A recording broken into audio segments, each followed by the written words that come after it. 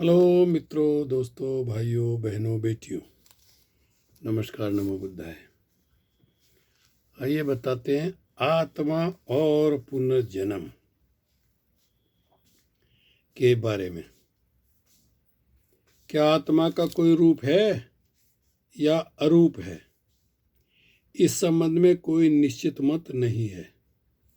एक वर्ग आत्मा का रूप मानता है, लेकिन वह रूप निश्चित रूप से क्या है, यह बताने में उनकी स्थिति डांवाडोल मिलती है। दूसरी तरफ शास्त्र भी इसका समर्थन नहीं करते हैं। कुछ लोग आत्मा का कोई रूप नहीं मानते हैं। वे कहते हैं कि यह अरूप है। यदि आत्मा अरूप है, तब यह प्रश्न सामने आता है कि फिर किस प्रकार इसे जाना गया। वे उत्तर देते हैं जिस प्रकार हवा अदृश्य अरूप है, लेकिन फिर भी उसकी अनुभूति की जा सकती है। अर्थात हवा चल रही है, हमारी इंद्रियां उसका अनुभव कर सकती हैं। हवा नहीं चल रही है या धीमी चल रही है, इसका अनुभव हमारी इंद्रियां कर सकती हैं। यह कहा जा सकता है कि इंद्रियां हवा का चलना न चलना अनुभव कर सकती हैं, लेकिन जब यह कहा जाए कि कृपया ठीक हवा के चलने की तरह आत्मा का अनुभव बताइए, तब ये लोग तरह तरह के बहाने बनाने लगते हैं कि आपको ये विधि अपनानी पड़ेगी, आपको ये ढंग अपनाना होगा, आपको पहले ये करना पड़ेगा, वह करना पड़ेगा, और अंत में बिना किसी संकोच यहाँ तक कह डालते हैं कि आपके तर्क ठीक नहीं है, आप इसे नहीं समझ सकते, आप यह समझने में अयोग्य हैं, और अंत में बजाय समझाने के कोई काली पीली करके गुस्से व बौखलाहट का प्रदर्शन करने लगते हैं। वे लोग जो भी निर्णय दें कि आत्मा का रूप है या अरूप, उस समय एक महत्वपूर्ण प्रश्न सामने आता है। यह तरल, गैस, प्लाज्मा अथवा ठोस में या किस स्थिति में है? यदि इनमें से कोई भी स्थिति नहीं है, तब उन्हें यह बताना चाहिए कि आत्मा की कौन सी स्थिति है। ये लोग यह कहते हैं कि यह केवल ध्यान, मेडिटेशन के द्वारा ही जानी जा सकती है। कुछ लोग कहते हैं कि योग द्वारा जानी जा सकती है। इस प्रकार कुछ लोग और भी ढंग पेश करते होंगे। यह जानने का जो भी ढंग वे बताएं, लेकिन यह साफ है कि बताने वाले ने आत्मा को देखा है, उसका साक्षात्कार किया है या उसका अनुभव किया है। इस स्थिति में उन लोगों को यह बताने में कोई कठिनाई नहीं होनी चाहिए कि कौन सी स्थिति में उन्होंने ये देखी, अनुभव की। जब ये जानने के लिए आग्रह करते हैं तो ये लोग मानसिक संतुलन खो बैठते हैं और कभी कभी आवेश में आकर नाराजगी दिखाते हैं। फिर वे कहने लगते हैं कि आत्मा कोई ऐसी स्थिति नहीं कि आदमी का मस्तिष्क उसे समझे या पकड़ ले।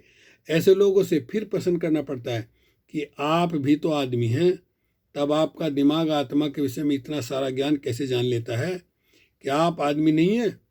आदमी के अलावा कुछ और हैं? तब वे अगल बगल झांकने लगते हैं, यहाँ तक कह डालते हैं कि आप नास्तिक हैं, आप यह सब नहीं समझ सकते। इस तरह का आग्रह एक मिथ्या दृष्टि है जो किसी के भी हित में नहीं है। ऐसी बात नहीं है कि किसी बात को एक आदमी समझ सकता है और दूसरा नहीं। यह हो सकता है कि किसी आदमी को कोई बात समझने में ज़्यादा देर लग सकती है और किसी को कम। किसी आदमी को जानने में ज़्यादा अभ्यास करना पड़ सकता है और किसी को कम। कोई भी आदमी जिसको मानसिक विकास करने का मौका प्राप्त हुआ, वह समझ सकता है। यह एक अहंकारपूर्ण कथन है कि मैं समझ सकता हूं और दूसरा भाई नहीं। ये लोग समझाने में जब असमर्थ हो जाते हैं, तब कहते हैं कि यह मस्तिष्क से परे की बात है, क्योंकि यह कोई भौतिक वस्तु नहीं है। वे इस बात पर अधिक बल देते हैं कि आत्मा भौतिक नहीं है, यह भौतिकी है। इससे ऐसा लगता है कि इस आदमी ने निश्चित रूप से आत्मा की खोज कर डाली है, उसकी स्थिति का पता लगा लिया है। शास्त्रों में शरीर और आत्मा का संबंध वस्त्र की भांति बतलाया गया है। आत्मा शरीर में वास करती है, आत्मा अभौतिक है। यह दावा करने वाले भाई से जब यह पूछा जाता है कि अभौतिक आत्मा को भौतिक शरीर की आवश्यकता क्यों पड़ी, क्या इसके बिना आत्मा का काम नहीं चल सकता? भौतिक शरीर में अभौतिक सत्ता किस प्रकार रह सकती है? क्या भौतिक में मिल जाने के बाद भी आत्मा अभौतिक रहती है या भौतिक हो जाती है? ऐसी स्थिति में वे अपना उत्साह खो बैठते हैं, यहाँ तक कहने लगते हैं कि आप बच्चों जैसी बातें करते हैं, आप ठीक तर्क नहीं करते हैं, अमैत्रीपूर्ण व्यवहार करने लगते हैं, जो उन्हीं की दिमागी कमजोरी का परिचय है। जो भी स्थिति हो, कभी भी अपनी जानकारी को अंतिम जानकारी नहीं माननी चाहिए। ऐसा जो भी करता है वह उस भाई के अहंकार की स्थिति का बोध कराता है। अब यह मान लिया गया है कि आत्मा शरीर में निवास करती है, तब यह प्रश्न अत्यंत महत्वपूर्ण हो जाता है कि क्या आत्मा और शरीर एक हैं या अलग अलग हैं?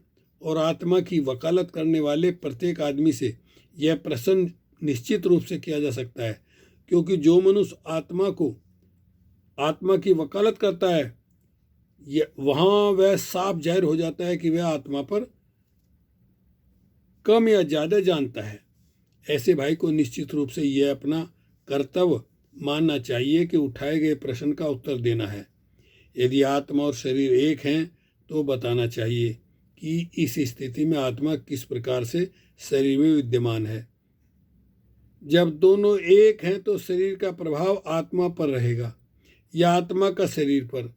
दोनों में से किसी का भी प्रभाव किसी पर हो, लेकिन यह समझाने में रेखा विभाजन, लाइन ऑफ डेमिक्रेशन किस प्रकार अंकित हो सकती है। यदि नहीं हो सकती है तब यह मानना कठिन हो जाएगा। यदि ये दोनों एक हैं तो शरीर मर जाने की स्थिति में क्या आत्मा भी मर जानी निश्चित है? लेकिन आत्मा के मानने वालों को यह बात पच नहीं पाती, साथ ही साथ समझा भी नहीं पाते हैं। चलिए साथियों, इसी तरह से थोड़ा थोड़ा आगे विस्तार में आपको आत्मा के बारे में हम वीडियो के द्वारा बताएंगे। ओके, शुक्रिया, धन्यवाद।